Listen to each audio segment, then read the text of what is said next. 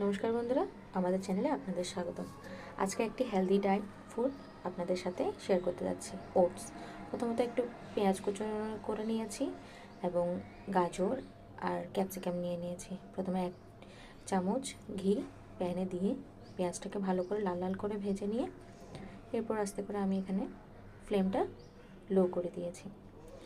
একসাথে গাজর ক্যাপসিকামও দিয়ে ভালো করে নাড়াচাড়া করে নেব।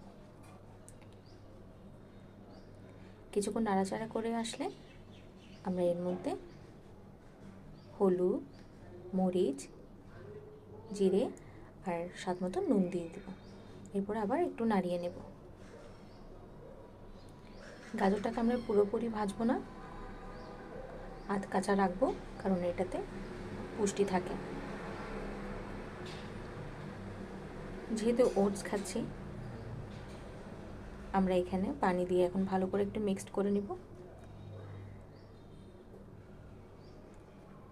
এখানে আমি 3 টেবিল চামচ ওটস নিয়েছি, আপনারা চাইলে এর থেকে বেশিও নিতে পারেন। যেহেতু আমি শুধু সকালের ব্রেকফাস্টের জন্য খাবো, যার কারণে ভালো করে মিক্সড করার পর অল্প আর একটু জল দিয়ে আমরা কিছুক্ষণ নাড়িয়ে চাড়িয়ে ঢাকনি দিয়ে রাখবো।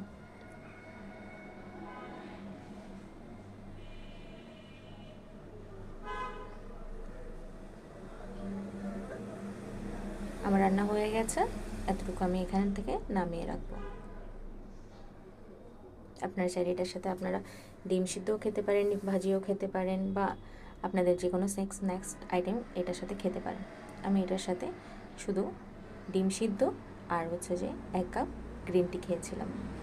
সকালের খাবারে এত বেশি ভারী খাবার খাওয়ার কোনো প্রয়োজন নেই। হেলদি খাবার খাবেন, পুষ্টিকর খাবার খাবেন।